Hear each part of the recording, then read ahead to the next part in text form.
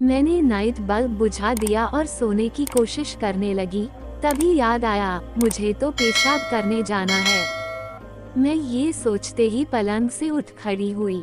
ऐसे हालातों में दिमाग कहाँ काम करता है। मैं उठते समय बत्ती जलाना भूल गई। अंधेरे में जैसे ही 2-3 कदम बढ़ी, सोफे से पांव जा टकराया और मैं धड़ाम से युवक के ऊपर जा गिरी। मेरे पांव में काफी जोर से ठेस लग गई थी। मैं चाहकर भी उठ न सकी। युवक हड़बड़ा कर उठ बैठा और घबराई हुई आवाज में बोला, यह क्या कर रही हैं? आप बत्ती जला ली होती, शायद आपको चोट लग गई। हाँ, मुझे जरा सहारा दीजिए। मैं पेशाब करने जा रही थी तो सोफे से पांव टकरा गया और आप पर गिर पड़ी। मेरे ये कहते ही उसने मुझे अपनी बाहों में उठाकर पलंग पर सुला दिया। फिर उसने बत्ती जला दी। आप उठना चाहिए था, ये कहकर वह मेरे पास ही बैठ गया। अब मैं उसे ही एकटक देख रही थी। उसकी मर्दानी बाहों का पहला पहला स्पर्श सचमुच ही मुझे आत्मा विभोर कर गया था। मैं कैसे उस आनंद और स्पर्श का वर्णन करूं, शब्द ही नहीं मिल रहे। माधुरी की बात अब मेरी समझ में आ गई थी। मेरे जिन जिन अंगों को युवक ने छुआ था, उन अंगों पर बार बार मैं अपनी उंगलियां ले जाकर फिरा रही थी। मुझे इससे आत्मा संतुष्टि मिल रही थी। तभी युवक ने कहा, चोट कहीं जोर से नहीं लगी। मैं देख रही थी, वह भी मेरे चेहरे के भावों को पढ़ने की कोशिश में था। मैं उसके नजदीक आती हुई बोली, जब सोफे से पांव टकराया है तो चोट तो लगनी ही है। मैं शर्मिंदा हूँ, मेरे कारण चोट लग गई। क्या आप अकेली ही रहती हैं? आपके मम्मी पापा आपके साथ नहीं रहते हैं? युवक कुछ बनते हुए बोला। मैं समझ गई, जो पुरुष कुछ देर पहले विश्वास करने की बात कर रहा था, वह कितना झूठा है। उसकी निगाह अब सिर्फ मेरी देह पर ही है। पुरुष इस मामले में कभी विश्वसनीय हो ही नहीं सकता। झूठी तो मैं भी थी। अकेली होने का रोना रो रही थी और अब उसकी मर्दानी बाहों के स्पर्श के लिए लालायित थी। हम दोनों ही एक इंसान थे और इंसान कभी एक सा नहीं रहता। वह पल पल बदलता रहता है। पानी की तरह जैसा माहौल देखता है, वैसा ही स्वयं को बना लेता है। मैं ज्यादा देर तक अपने आप पर काबू न रख सकी और बड़ी ही बेशर्मी से उसके कंधे पर हाथ रख दिया। वह आश्चर्य से कुछ पल तक मुझे देखता रहा, फिर अपना दायां हाथ मेरी कमर पर रखकर अपलक मेरी आंखों में देखने लगा। उसकी आंखों में जाने ऐसा क्या था कि मैं देखते ही देखते सम्मोहित सी हो गई और थोड़ा आगे की ओर सरक गई। उसने कमर पर से हाथ खींचकर मेरी पीठ पर रख दिया और धीरे धीरे मेरी पीठ को सहलाने लगा।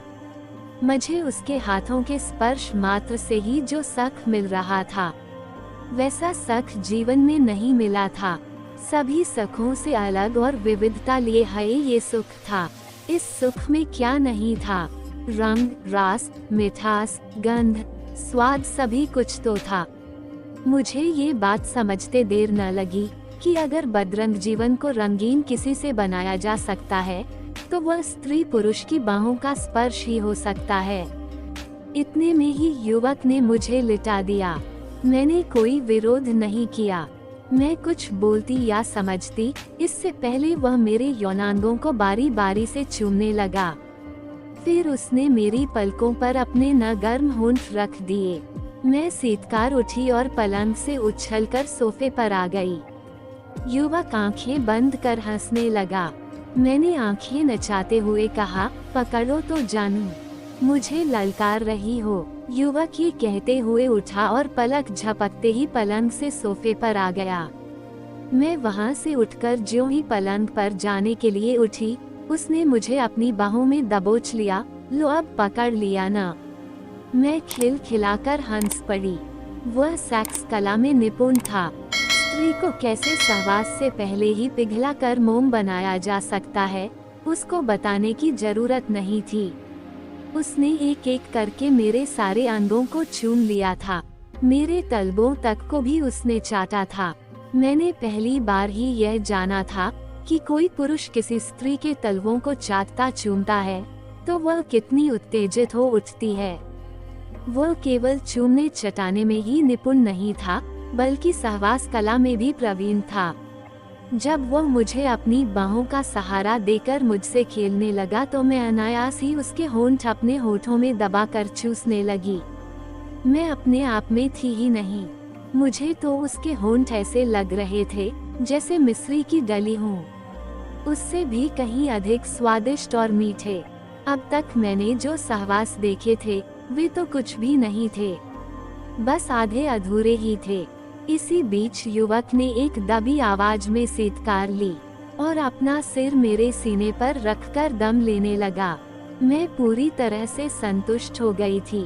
अब रात भी कोई खास नहीं थी। युवक सोफे पर जाकर लेट गया।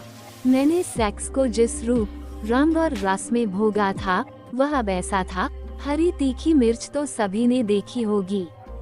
उसको दांत से काटने के बाद आंखों में आंसू आ जाते हैं, जीभ में जलन सी होने लगती है, मुंह में पानी आ जाता है और फिर शुरू होता है सी सी करने का सिलसिला। सेक्स मिर्च की तरह तीखा तो नहीं होता है, लेकिन चरपरी मिर्च जैसी ही तासीर उसकी होती है। मिर्च सा चरपरा किंतु मीठा। मैं मन ही मन आत्मा विभोर हो रही थी। सुबह मेरी आंख खुली तो वह जा चुका था। मुझे उस युवक पर बड़ा ही गुस्सा आया। वह कितना स्वार्थी था, बिना मिले ही चला गया।